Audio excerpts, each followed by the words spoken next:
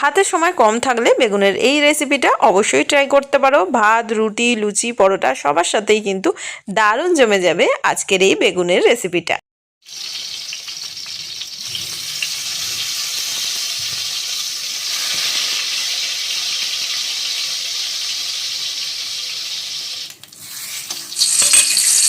এই রেসিপিটা করার জন্য আমরা যেমন বেগুন ভাজা করি সেই রকম করে বেগুনটাকে এইভাবে গোল গোল করে কাট করে নিয়েছি। পরিষ্কার করে ভালো করে ধুয়ে নিয়ে এর মধ্যে অল্প পরিমাণে চিনি, অল্প একদম অল্প দেখতেই পাচ্ছ একটু বেসন দিয়ে দিচ্ছি, নুন, হলুদ আর লঙ্কার গুঁড়ো দিয়ে ভালো করে এটাকে মাখিয়ে আগে এটা রেখে দেবো। তোমরা মনে করলে যদি এতে বেসনের পরিমাণটা আরেকটু বাড়াতে চাও সেটাও কিন্তু বাড়াতে পারো। এখানে বেসন দেওয়াতে দেখবে যখন এইভাবে আমরা বেগুনটা ভাজবো তেলটাও কিন্তু অনেকটা কম লাগে আর বেগুনের ওপর বেশ একটা কোটিং তৈরি হয়ে যায়। তো যাই হোক, বেগুনটাকে ভালো করে দেখো এরকম করে মাখিয়ে রেখে দিয়েছি। এবার কড়া বসিয়ে নিয়েছি, কড়াতে এখানে কিছুটা পরিমাণ চিনেবাদাম দিয়ে দিয়েছি। এটা পরিমাণ মতো, একটু কম বেশি হলে কোনো প্রবলেম নেই। তো একটু চিনেবাদাম দিয়ে এরকমই শুকনো অবস্থায় নাড়াচাড়া করে নেব। এটা কিন্তু আমরা পেস্ট করব, এটাকে একটু নাড়াচাড়া করে নিয়ে এটাকে আমি সরিয়ে নিচ্ছি। তো এবার এই কড়ার মধ্যেই আমরা দিয়ে দিয়েছি তেল। তেল দিয়ে আমি বেগুনগুলোকে দিয়ে বেগুনগুলো ভেজে নেব। তো আমরা যেমন বেগুন ভাজা করি সেইভাবে কিন্তু বেগুনগুলোকে চলো ভেজে নেওয়া যাক। তো এই বেগুনগুলো দিয়ে দিয়েছি। তো এই বেগুনগুলো ভাজা হয়ে গেছে। তো এবার আমি এইগুলোকে তুলে নিয়ে প্লেটে রেখে বাদবাকি যে বেগুনগুলো আছে সেগুলোও ভেজে নিচ্ছি। এবার এদিকে আমি ওই তেলের মধ্যে একটা শুকনো লঙ্কা ভেঙে দিয়ে দিয়েছি আর এখানে দিচ্ছি দেখো অল্প করে একটু কালো জিরে। এটা অবশ্যই দেবে, গন্ধটা কিন্তু খুব সুন্দর আসে। এবার আমি এখানে বেশ বড় মাপের একটা পেঁয়াজ কুচিয়ে রেখেছিলাম, সেই পেঁয়াজ কুচোটা এর মধ্যে দিয়ে দিচ্ছি।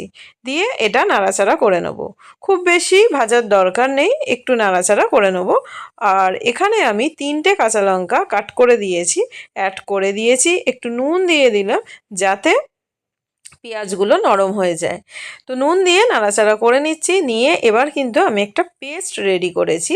এখানে আছে পেঁয়াজ, আদা, রসুন আর হচ্ছে টমেটো। এখানে কিন্তু আমি কোনো রকম জিরে গুঁড়ো বা ধনে গুঁড়ো ব্যবহার করব না। তোমাদেরও বলছি এই রান্নাটাতে কিন্তু কোনো রকম কোনো আর লঙ্কা গুঁড়ো, হলুদ গুঁড়ো ছাড়া, নুন ছাড়া অন্য কোনো গুঁড়ো মশলা অ্যাড করার কোনো দরকার নেই।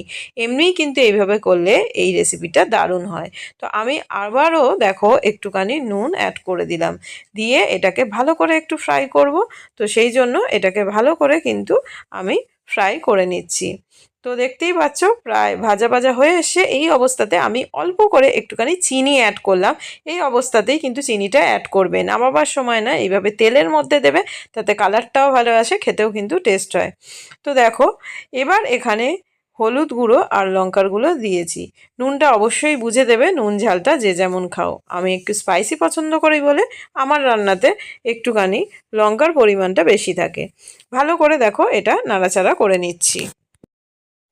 তো সমস্তটাকে ভালো করে মিশিয়ে অল্প একটু জল অ্যাড করলাম যাতে মশলাটা না ধরে যায়। অলরেডি দেখো এখানে লঙ্কার গুঁড়োও দেওয়া হয়েছে, চিনি দেওয়া হয়েছে, কালারটা কি দারুণ এসছে। কিন্তু এখানে যে বাদামটা আমি ভেজেছিলাম সেটা পেস্ট করেছি, এটা কিন্তু পেস্টটা দেওয়াতে কালারটা একটুখানি ফেড হয়ে যাবে, কেননা বাদামের পেস্টটা যেহেতু পুরোটা সাদা। তো যাই হোক, এটাকে দিয়ে ভালো করে এটাকে কিন্তু কষিয়ে নেব। তো রেসিপিটা কিন্তু এখনও আরেকটু বাকি আছে, তো দেখতে থাকো। রেসিপিটা যদি তোমাদের ভালো লেগে থাকে অবশ্যই কিন্তু জানিও কমেন্ট বক্সে কীরকম লাগলো। আর চ্যানেলটাকে সাবস্ক্রাইব করে পাশে থাকা বেল আইকনটা প্রেস করে অল করো, তাহলে কিন্তু ভিডিওর নোটিফিকেশানগুলো তোমাদের কাছে পৌঁছে যাবে। কেননা সাবস্ক্রাইব করতে বা লাইক করতে কিন্তু কোনো রকম টাকা লাগে না। এটা যদি ভালো লেগে থাকে অবশ্যই কিন্তু এই কাজটা করে নিতে পারো। তো ঝোলটা আমাদের দেখো পুরো ফুটে গেছে। এই অবস্থাতে যে বেগুনগুলোকে ভেজে রেখেছিলাম সেই বেগুনগুলো কিন্তু এর মধ্যে আমরা দিয়ে নেব। তো দিয়ে নিয়ে বেগুনটা যেহেতু অলরেডি ভাজাই আছে তো সময় লাগবে না, এটা জাস্ট এর মধ্যে একটুখানি মিশিয়ে নেব। ভালো করে এটা ফুটে গেলে এখানে কিন্তু আমরা একটু ঘি অ্যাড করব। তো দারুণ হয়। আর এই অবস্থায় কেউ যদি মনে করো, কেউ যদি একটু মিষ্টি মিষ্টি পছন্দ করো, কেউ যদি মনে করবেও যে অল্প একটুখানি চিনি অ্যাড করবে, সেটা করতে পারো। আমি কিন্তু করিনি, এখানে নামাবার সময় শুধু একটুখানি ঘি অ্যাড করি। এটা হয়ে গেলে একটু রেখে দেবে ঢেকে, তাহলে দেখবে এটা কিন্তু আরও গ্রেভি হয়ে যাবে। তো খুব সুন্দর একটা রেসিপি, সেই জন্য রিকোয়েস্ট থাকলো অবশ্যই ট্রাই করার। ভালো লাগলে অবশ্যই জানিও কীরকম লাগলো। তো থ্যাঙ্কস ফর ওয়াচিং। সবাই খুব ভালো থেকো, সুস্থ থেকো, সাবধানে থেকো। টাটা।